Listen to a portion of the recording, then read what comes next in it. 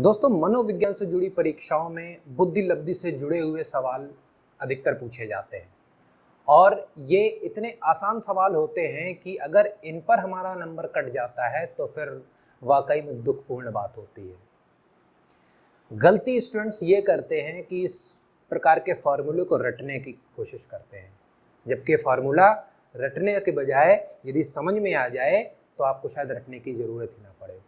दोस्तों, आज इस वीडियो में हम बुद्धि लब्धि से जुड़े हुए टॉपिक की बात करेंगे। बुद्धि लब्धि से जुड़े हुए जो भी टेक्निकल टर्म्स हैं हमारे पास, जो वास्तविक बुद्धि है, मानसिक बुद्धि है और उसका हम किस प्रकार से उसका संक्रियाएं करते हैं, ऑपरेशंस करते हैं और क्यों ऐसा करते हैं। तो दोस्तों, इसी से जुड़े हुए सवाल आज हम इस वीडियो में कवर करने की कोशिश करेंगे और कवर करेंगे भी।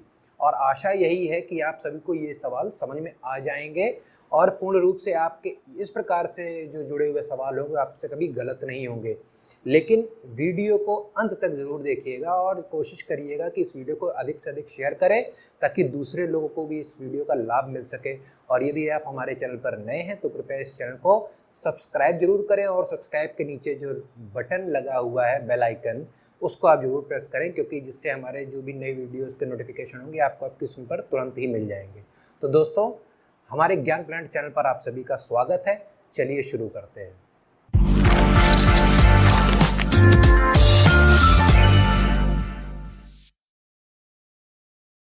दोस्तों, आज का हमारा टॉपिक आप लोग बोर्ड पर देख चुके होंगे, बुद्धि लब्धि। बुद्धि लब्धि टॉपिक को पढ़ने से पहले हमें यह समझना जरूरी होता है कि बुद्धि लब्धि का मीनिंग क्या होता है। दोस्तों, बुद्धि लब्धि दो शब्दों से मिलकर बना है, जिसको कहते हैं बुद्धि और लब्धि। बुद्धि का मतलब आप लोग जानते हैं, बुद्धि का मतलब होता है इंटेलिजेंस, और लब्धि का मतलब होता है, इंग्लिश में तो हम लोग क्वोशंट बोल देते हैं, लेकिन इसको अगर आप हिंदी में ट्रांसलेट करें, लब्धि की ही और एक हिंदी होती है, इसको हम लोग बोलते हैं भागफल। हम लोग इसको बोलते हैं भागफल। ठीक है, इस भागफल पे चर्चा मैं थोड़ी देर में करूंगा। सबसे पहले आपको बता देता हूं कि बुद्धि से जुड़े हुए जब हम बात करते हैं तो हम किसी एक बच्चे की या किसी भी एक व्यक्ति की दो प्रकार की आयु की बात करते हैं। सबसे पहले तो उसकी जो रियल एज होती है, यानी कि वास्तविक आयु जो होती है, हम लोग उसकी बात करते हैं, वास्तविक आयु।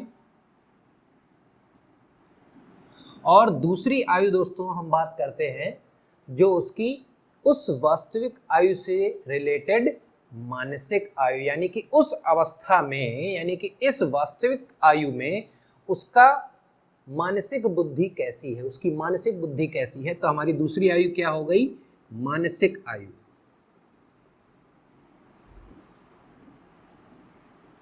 दो तरह की आयु होती हैं, वास्तविक आयु, और वास्तविक आयु में उस बच्चे की मानसिक आयु कितनी है।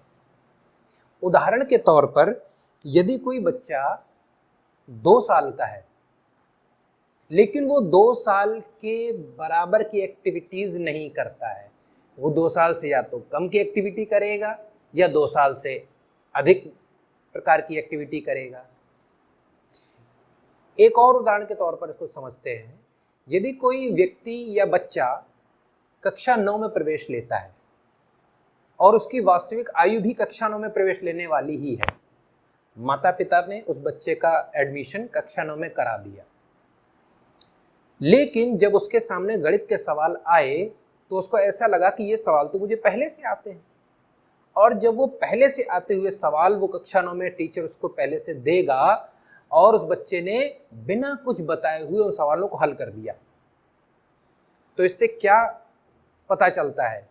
कक्षा 9 वो पहले से पढ़ा हुआ हो सकता है, या उसकी जो आईक्यू है कक्षा 9 से काफी ऊपर है।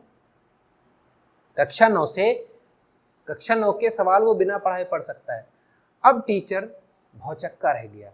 टीचर ने कहा, ठीक है, आप कक्षा 9 में हैं, 9 के सवाल आप हल कर लेते हैं, कोई बात नहीं, आपकी आयु कक्षा 9 में एडमिशन लेने वाली है, हम आपको इंटर के सवाल देते हैं। और उस बच्चे ने इंटर के सवाल भी हल कर दिए। मतलब वास्तविक आयु तो उसकी कक्षा 9 में एडमिशन लेने की है, लेकिन उसकी मानसिक आयु कक्षा 12 के सवाल हल करने की है। तो इस केस में वो बच्चा काफी प्रतिभाशाली होगा। कितना प्रतिभाशाली होगा, कितने परसेंटेज में, कितने पॉइंट्स का प्रतिभाशाली होगा, उस प्रतिभाशाली क्वोशंट को हम लोग आईक्यू कहते हैं। या हमारी जितनी भी जो पॉइंट्स आते हैं, जो आईक्यू के टेबल्स हैं, उनमें वो किस जगह पर बैठता है, हम उसको उस बच्चे का आईक्यू कहेंगे। यदि उसकी समझने समझाने की क्षमता अपनी वास्तविक आयु से कम है तो वो कम पॉइंट्स दर्ज करेगा। उसकी वास्तविक आयु से अधिक है उसकी समझने समझाने की क्षमता, तो वो इस तालिका में उच्च स्थान को ग्रहण करेगा। तो दोस्तों, दो तरह की आयु मैंने अभी आपको बताई। वास्तविक आयु, जिसको हम लोग रियल एज भी कहते हैं, दूसरी आयु मानसिक आयु, जिसको हम लोग मेंटल एज कहते हैं, मेंटल एज। तो इन दोनों प्रकार की आयु में अब हम लोग समझते हैं कि ये बुद्धि लब्धि का फार्मूला क्या आता है।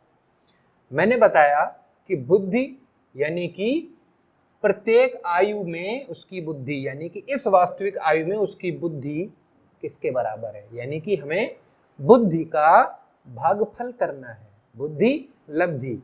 मतलब आप सभी लोगों ने अपने परसेंटेज को निकालना भली भांति सीखा होगा। परसेंटेज आप कैसे निकालते हैं कि प्राप्तांक गुणे 100 बटे पूर्णांक, यानी कि पूर्णांक वो होता है जो हमें पहले से पता है, जो एक्चुअल है, जो रियल है, जिसके अराउंड हमें नंबर मिलने हैं। तो पूर्णांक, उदाहरण के तौर पर, चलिए मैं आपको उदाहरण के तौर पर ऐसे पूर्णांक लिख रहा हूं। पूर्णांक आपको मिले हुए प्राप्तांक, यानी कि आपने कितना अर्जन किया, कितने आपको नंबर मिले, और उसमें 100 का गुणा कर दिया, वो आपका प्रतिशत हो गया, यानी कि परसेंट। आपने उतने परसेंट ग्रहण किया। यहीं पर अब आप किसी भी प्रकार के परसेंटेज को निकालने का केवल और केवल आप इसी फार्मूले को उस राशि से रिप्लेस कर सकते हैं। जैसे कि आपको बुद्धि लब्धि निकालनी है, बुद्धि लब्धि का परसेंटेज निकालना है, तो क्या करेंगे, पूर्णांक यानी कि जो पहले से दी गई है, पहले से दी गई आपकी रियल मतलब कि वास्तविक आयु, यानी कि वास्तविक आयु हमारी रियल एज, और मानसिक आयु यानी कि अब हम अपने रियल एज के मुताबिक हमको कितने नंबर मिलेंगे, हमारी बुद्धि कितनी है, हमारी रियल एज के अराउंड हमारी मानसिक बुद्धि कितनी है, ये हमारा अर्जन है। या तो हम कम अर्जन करेंगे अपनी वास्तविक बुद्धि के अराउंड, या हम उससे ज्यादा अर्जन करेंगे। तो ये हमारा अर्जन है, यानी कि हमने उसको अर्जित किया है। तो ये हमारी कौन सी हो जाएगी, मेंटल एज, और गुणा 100। तो ये हमारा मानसिक आयु बटे वास्तविक आयु गुणा 100। आप इसको हिंदी में भी लिख सकते हैं, आप इसको इंग्लिश में भी लिख सकते हैं, और आप इसको शॉर्ट फॉर्म में भी लिख सकते हैं। तो इसका हिंदी में क्या होगा, मानसिक आयु का हम लोग भाग कर देते हैं, भागफल है वास्तविक आयु से, और क्योंकि हम लोग प्रतिशत के रूप में इसको निकालते हैं, इसलिए हम इसको गुणे 100 कर देते हैं। शत मतलब 100। तो ये हमारा आईक्यू यानी कि बुद्धि लब्धि निकलता है। दोस्तों, ये फार्मूला अब आप कभी नहीं भूलेंगे, केवल और केवल इस वीडियो को 2 बार जरूर देख लीजिएगा, आप इस फार्मूले को कभी नहीं भूलेंगे। मैंने आपको अभी बताया कि सेम टू सेम वही फार्मूला होता है जो आप अपने परसेंटेज मार्क्स को निकालने में यूज करते हैं। कौन सा फार्मूला, प्राप्तांक गुणे 100 बटे पूर्णांक। वही फार्मूला है मानसिक आयु, यानी कि जो हमको मिला, हमारी वास्तविकता क्या थी, वास्तविक आयु थी आर, रियल एज, जो भी हमारी वास्तविक आयु। उदाहरण के तौर पर चलिए एक उदाहरण लेते हैं। एक बच्चा 10 साल का है। कितने साल का है? 10 साल, 10 वर्ष का है, यानी कि उसकी वास्तविक आयु तो 10 वर्ष की है। उसकी जो फिजिकल है वो, उसका जो कार्यकाल, उसका जो दीर्घायु, जो दीर्घकाल है वो 10 साल का है। उसकी जो वास्तविक आयु है 10 साल है। और उस बच्चे ने 15 साल के 15 वर्ष के बालक के अनुसार अनुक्रिया की, यानी कि 10 साल के बच्चे ने 15 वर्ष का अधिगम दिखाया। 10 साल के बच्चे को 15 वर्ष वाले बच्चे की चीजें आती हैं। जो भी परीक्षण हुए 10 साल के बच्चे को, 10 साल के परीक्षण तो वो कर ही लेता था, 10 साल के बच्चे ने 15 वर्ष के लिए बनाए गए परीक्षणों को भी आसानी से हल कर लिया। तो हमने क्या समझा? जो उस बच्चे की वास्तविक आयु थी, यानी कि जो 10 वर्ष थी वास्तविक आयु, उसके अनुसार उसकी बुद्धि तो 15 वर्ष के बच्चे के जैसी है। तो उसने कितना अर्जन कर लिया? उसकी बुद्धि 10 साल में 15 साल के बच्चे की तरह अर्जित हो गई। और ये तो हमारा भागफल है। अब क्योंकि हमको इसको प्रतिशत के रूप में निकालना है, इसलिए हमको इसे 100 से गुणा करना होगा, और यही उसका क्या हो जाएगा? IQ, intelligence quotient. क्या हो जाएगा? Intelligence quotient. तो जब हम इसको काट देंगे, 10 एकन 10, 10 दहम 100, 15 दहम 150। तो आपने देखा, जब 10 साल के बच्चे को 15 वर्ष की चीजें आ रही थी, मतलब उसकी बुद्धि लब्धि निकली 150। और 150 का मतलब है वो कहां पर बैठता है? वो शीर्ष स्थान पर बैठता है, यानी कि ऐसा बच्चा जीनियस की कैटेगरी में आता है। वो बच्चा प्रतिभावान होता है, प्रतिभाशाली होता है।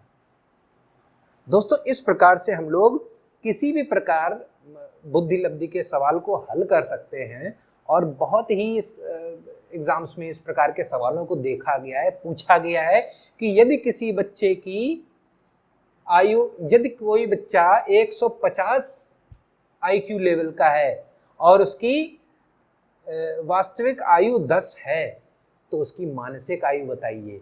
या क्वेश्चन ऐसे भी पूछा जा सकता है, यदि कोई व्यक्ति या बच्चा जिसकी बुद्धि 110 IQ के बराबर है और उसकी मानसिक आयु दी गई है 20 वर्ष, तो आप उसकी वास्तविक आयु निकाल कर बताइए। दोस्तों, कोई प्रॉब्लम नहीं होनी चाहिए। आपको केवल और केवल एक फार्मूला, अपना ही वाला फार्मूला, यानी कि परसेंटेज निकालने का फार्मूला याद रखिए। और जो भी पूर्णांक क्या होता है? जो भी आपको पता है, जो पहले से पता है, लेकिन जो आप कॉपी में करके आते हो, आपको ये नहीं पता होता कि हमें कितने नंबर मिलने वाले, वो तो आप अर्जन करोगे किसी के द्वारा, कोई आपको देगा या कहीं से आप उसको अर्जित करोगे।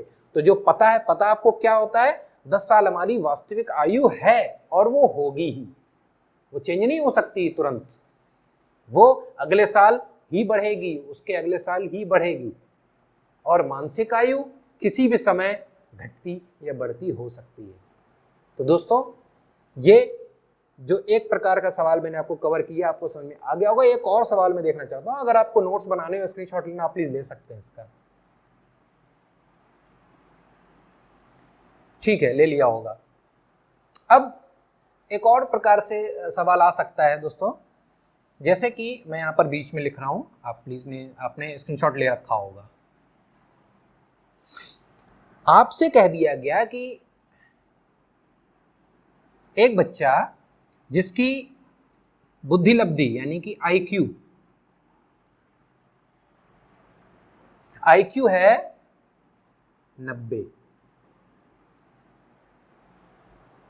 ठीक है दोस्तों, और उसकी मानसिक आयु दे दी गई 15 वर्ष।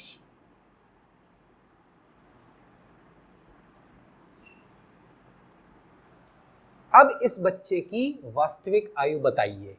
बहुत प्रकार से क्वेश्चन पूछे जा सकते हैं, लेकिन फार्मूला केवल एक है, आपको इस सब का मान केवल इसी फार्मूले में रख देना है। आपको उसकी वास्तविक आयु, यानी कि रियल एज क्या होगी, बताना है। तो फार्मूला आप ऐसे ही रखिए, मैंने फार्मूला क्या बताया, परसेंटेज का फार्मूला क्या होता है, प्राप्तांक गुणे 100 बटे पूर्णांक। आईक्यू का फार्मूला भी ऐसे ही होगा, क्या होगा, प्राप्तांक यानी कि प्राप्त क्या होती है, हमारी मानसिक आयु प्राप्त होती है, पूर्णांक क्या होता है, जो पता होती है, वो पता क्या है, हमारी रियल एज, और गुणा 100। 100 से गुणा क्यों करते हैं, क्योंकि हमें परसेंटेज में निकालना होता है, पॉइंट्स में। तो अब देखिए आईक्यू तो हमारा उसने दे दिया, आईक्यू हो गया 90। मेंटल एज यानी कि मानसिक आयु हमको बता दी गई पहले से ही 15 वर्ष, आप 15 वर्ष लिख दीजिए, गुणा 100 हो गई। नीचे वास्तविक आयु आपको पता लगानी है, तो आप इसको ऐसे ही लिख दीजिए, ठीक है।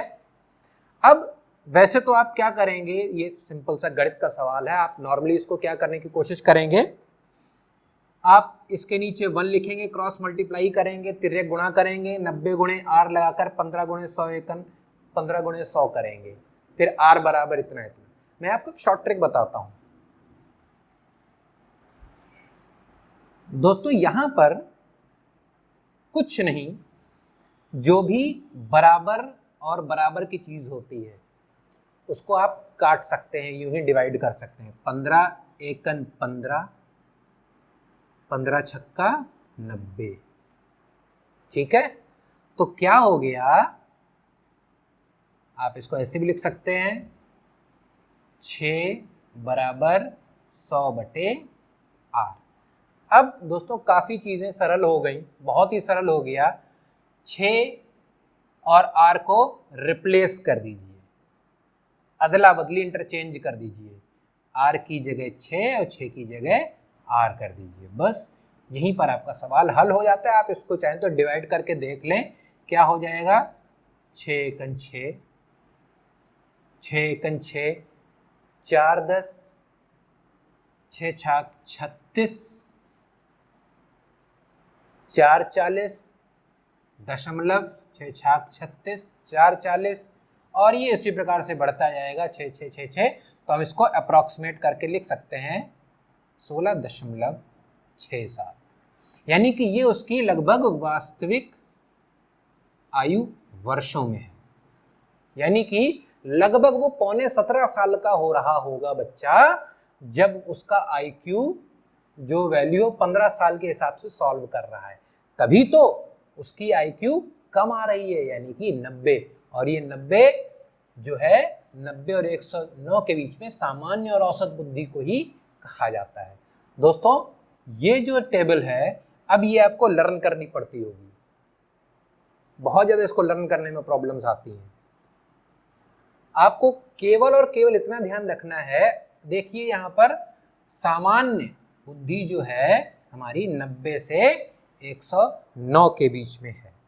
90 से 109 के बीच में आपको याद रखना है कि हमारा सामान्य है, और सामान्य से ऊपर केवल 1 2 3 उत्कृष्ट बुद्धि यानी कि सामान्य से अच्छी होती है, और जो थोड़ी ज्यादा अच्छी होती है, बहुत अच्छी होती है, उसको प्रखर बुद्धि, और जो सबसे अच्छी होती है उसको प्रतिभाशाली बुद्धि कहते हैं। आपको केवल 190 से 109 के बाद 110 से 29, 129 के बाद फिर 30 से 149, और फिर 150 से ऊपर या 150, ये सब प्रतिभावान, और इससे नीचे मंद, निर्बल, मूर्ख, मूढ़, महामूर्ख या जड़। आपको केवल इतना याद रखना है। और याद कैसे आप रखेंगे, आप इस टेबल को 4 बार बनाइएगा, आपको ऑटोमेटिकली याद होने वाली है।